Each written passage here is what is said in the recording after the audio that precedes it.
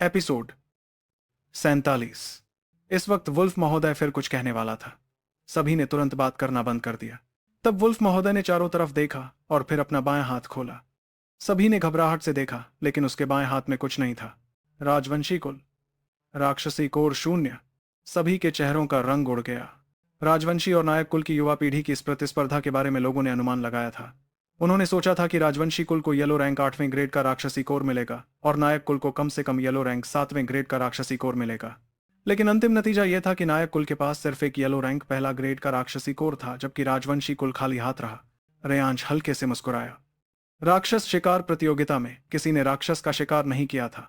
वो लाल पूंछ वाली लोमड़ी का राक्षसी कोर तो रेयांश ने पहाड़ से नीचे आते समय बस ऐसे ही हासिल कर लिया था। कुलई नगर के राजवंशी और नायक कुल के बीच प्रबंधन अधिकार के संघर्ष में नायक कुल ने केवल एक लाल पूंछ वाली लोमड़ी के राक्षसी मणि से ही जीत हासिल कर ली थी।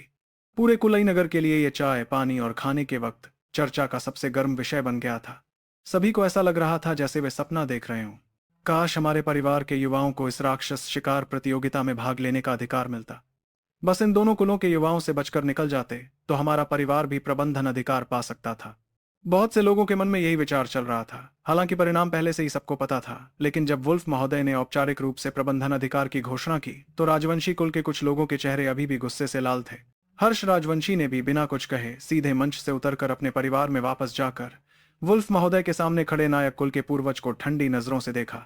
इस समय वुल्फ महोदय ने ऊंची आवाज में घोषणा की, नायक कुल को कुलई नगर का प्रबंधन अधिकार मिलता है और वे कुलई नगर के मुखिया महल बनेंगे। यशांश नायक कुलई नगर के पहले मुखिया बनेंगे। कुलई नगर का मुखिया महल जोशी परिवार की एक शाखा है, जो जोशी परिवार की ओर से शक्ति का प्रयोग करता है। यदि कोई मुखिया महल की गरिमा को चुनौती देता है तो वो सीधे जोशी परिवार को चुनौती देता है। जोशी परिवार की सुरक्षा के साथ नायक कुल वाकई में भाग्यशाली हो गया था। हालांकि चेहरे पर घूंघट था, फिर भी वुल्फ महोदय की ठंडी दृष्टि ने हर्ष राजवंशी और उनके साथियों की रीढ़ में सिहरन पैदा कर दी। वे जानते थे कि वुल्फ महोदय की बात का अधिकांश हिस्सा दरअसल हर्ष राजवंशी के लिए ही था। मुझे चेतावनी दे रहे हो, लेकिन अगर मेरे राजवंशी कुल से 2-3 दिव्य कोर क्षेत्र के योद्धा निकले तो यह मुखिया महल फिर भी बेकार नहीं होगा क्या? और अगर मैं यशांश को मार डालूं तो तुम्हारा जोशी परिवार भी कुलई नगर जैसी छोटी जगह को याद रखेगा क्या? अच्छा है, तुम लोगों को गॉड फ्रूट के बारे में पता चल गया, तो आओ और इसे छीनने की कोशिश करो। अगर सिरोना पर्वत में मर गए तो जोशी परिवार को कैसे पता चलेगा कि मैंने हाथ डाला था? यह सोचते हुए हर्ष राजवंशी की आंखों में क्रूर चमक आ गई। उनके बगल में खड़े अरुण राजवंशी ने भी नायक कुल के पूर्वज की तरफ देखकर बुरे इरादों से मुस्कुराया। इस समय वुल्फ महोदय ने अपनी जेब से एक गहरे पीले रंग की छोटी थैली निकाली। इस थैली पर खून जैसे लाल रंग का एक प्रतीक अंकित था, जिसमें से अजीबोगरीब आध्यात्मिक शक्तियां निकल रही थी। इस अजीब थैली को देखकर राजवंशी कुल के दोनों लोगों की आंखें तुरंत सिकुड़ गईं और बाकी लोगों की आंखों में भी लालच दिखने लगा। यह तो आकाशीय थैली है। रेयांश के पास खड़े अर्जुन नायक की आंखों में भी उत्साह की चमक आ गई। जब उन्होंने देखा कि रेयांश के चेहरे पर उलझन है तो उन्होंने समझाया, आकाशीय थैली में सूक्ष्म स्थान को विशाल रूप में समाने की क्षमता होती है। देखने में ये छोटी लगती है, लेकिन इसके अंदर का स्थान शायद एक पूरे कमरे जितना बड़ा हो सकता है। ये योद्धाओं के लिए बाहर घूमते समय सबसे जरूरी चीज है। इस आकाशीय थैली में शायद हमारे नायक कुल की सभी महत्वपूर्ण संपत्ति समा सकती है। अर्जुन नायक के इतना समझाने के बाद रेयांश को आखिरकार याद आया कि ऐसी कोई चीज होती है। सच में, अगर बाहर घूमना हो तो शरीर पर इतना सामान लेकर चलने में यह आकाशीय थैली बहुत सुविधाजनक होगी। उसे याद आया कि पिछली बार 500 आध्यात्मिक जेड लेकर चलना कितना मुश्किल हो गया था। इस समय सभी लोग लालच भरी नजरों से उस आकाशीय थैली को देख रहे थे। वुल्फ महोदय ने घोषणा जारी रखी, नायक कुल को मुखिया महल बनाया गया है। यह सब जोशी परिवार का पुरस्कार है।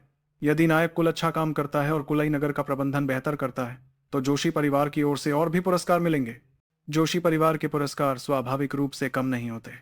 हालांकि बहुत से लोगों ने पहले ही स्वीकार कर लिया था और नायक कुल को मुखिया महल बनने में समर्थन दे रहे थे, लेकिन जोशी परिवार के इस पुरस्कार को देखकर उनकी आंखों में जलन आ गई, खासकर राजवंशी कुल के लोगों की।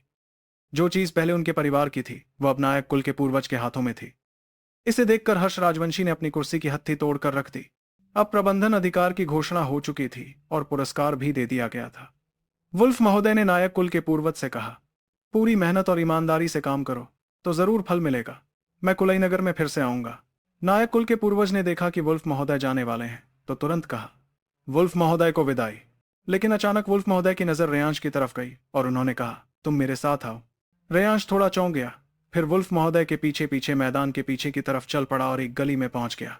वहीं हजारों लोग बेवकूफों की तरह रेयांश को वुल्फ महोदय के साथ जाते देख रहे थे।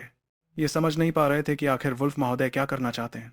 क्या वुल्फ महोदय इस लड़के की प्रतिभा देखकर उसे सूर्यकांत जिले ले जाकर प्रशिक्षण देना चाहते हैं? शायद अभी अधिकांश लोगों के मन में यही विचार था। यहां तक कि नायक कुल के पूर्वज के मन में भी यही सोच थी। हालांकि अगर रेयांश को बेहतर प्रशिक्षण मिलता है तो वे भी बहुत खुश होते। वहीं हर्ष राजवंशी और अरुण राजवंशी दोनों इस समय एक दूसरे की तरफ देख रहे थे और उनकी भौहें सिकुड़ी हुई थी। छोटे भाई, तुम्हें क्या लगता है कि वुल्फ महोदय उसे अपने साथ ले जाना चाहते हैं? अरुण राजवंशी ने ठंडी हंसी के साथ ताना मारा। तुम बहुत सोच रहे हो। महज ड्रैगन नस क्षेत्र 7वें स्तर का योद्धा सूर्यकांत जिले में सिर्फ कूड़ा माना जाता है। उसकी उम्र में सूर्यकांत जिले में ड्रैगन नस क्षेत्र 9वें स्तर के बहुत सारे हैं। और वुल्फ महोदय तो जोशी परिवार के एक महान प्रतिभाशाली हैं। उस लड़के की उनकी नजर में कोई हैसियत नहीं। वह तो बस एक मस्खरे जैसा है। अरुण राजवंशी की बात सुनकर हर्ष राजवंशी ने चैन की सांस ली, लेकिन यह सोचकर कि पुरस्कार नायक कुल के पूर्वज को मिल गया और यशांश कुलई नगर के मुखिया बन गए, उनका मन बहुत ही अशांत हो गया। क्योंकि वुल्फ महोदय ने अभी जाने की बात नहीं कही थी, इसलिए हजारों लोग भी नहीं जा सके और बेसब्री से इंतजार करते रहे। जब गली में पहुंचे तो वुल्फ महोदय ने अपना घूंघट उतार दिया और एक बेहद खूबसूरत और कोमल चेहरा सामने आया जो देखने में किसी परी जैसा लग रहा था। घूंघट हटाते ही उनकी बनावटी गंभीरता और सख्ती तुरंत गायब हो गई और एक बचकानापन उभर आया।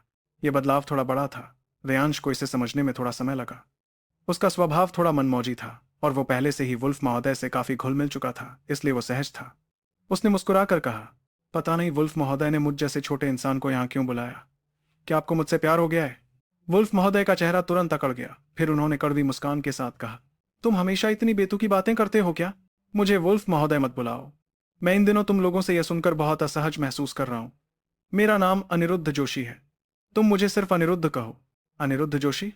रेयांश ने कुछ बार इस नाम को मन में दोहराया और महसूस किया कि यह वुल्फ महोदय से सैकड़ों गुना ज्यादा सहज था। फिर उसने इस युवक को गौर से देखा। जब देखा कि वो भी अजीब तरह से उसे देख रहा है तो बोला, तुम मुझे क्यों देख रहे हो? अनिरुद्ध थोड़ा शर्मिंदा हुआ और बोला, मैंने देखा कि तुम एक बीस्ट वॉरियर बन गए हो। कुलई नगर जैसी छोटी जगह पर तुम्हें बीस्ट सोल को शोधन करने की विधि कैसे मिली? मुझे थोड़ा आश्चर्य हुआ, लेकिन यह तुम्हारा रहस्य है, मैं इसमें दखल नहीं दूंगा। तुम 1 महीने से भी कम समय में ड्रैगन नस क्षेत्र दूसरे स्तर से 7वें स्तर तक पहुंच गए। तुम्हारी प्रतिभा असाधारण है। मैं बस ये पूछना चाहता था कि क्या तुम मेरे साथ जोशी परिवार जाना चाहोगे? मुझे लगता है कि वहां तुम्हें बेहतर प्रशिक्षण मिलेगा। रेयांश जानता था कि अनिरुद्ध उसकी प्रतिभा को बहुत महत्व देता है और अभी जो कह रहा है वो रेयांश की उम्मीद के अनुसार ही था।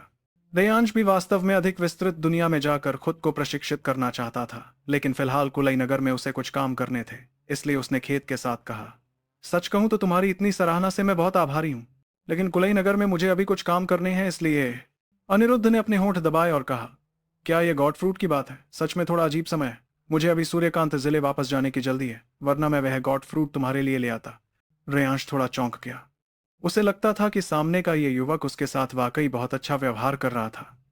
क्या सिर्फ इसलिए कि उसने एक बार एक बच्चे को बचाया था, या फिर यह लड़का कुछ अजीब शौक रखता है? रेयांश के रोंगटे खड़े हो गए और अनिरुद्ध को देखने का उसका नजरिया थोड़ा बदल गया। अनिरुद्ध ने जब रेयांश के चेहरे के भाव अचानक बदलते देखे तो वह कुछ समझ नहीं पाया और पूछा, क्या तुम्हें डर है कि मैं गॉड फ्रूट छीन लूंगा? वो गॉड फ्रूट मेरे लिए अब बेकार है, इसलिए तुम्हें चिंता करने की जरूरत नहीं। लेकिन अगर तुम्हें गॉड फ्रूट प्राप्त करना है तो बाद में सूर्यकांत जिले आ जाना। गॉड फ्रूट प्राप्त करना तुम्हारे लिए वाकई बहुत फायदेमंद होगा। इस लड़के की साफ और पारदर्शी आंखें देखकर रेयांश को आखिरकार समझ आया कि वो खुद ही बहुत ज्यादा गंदी सोच रखता था।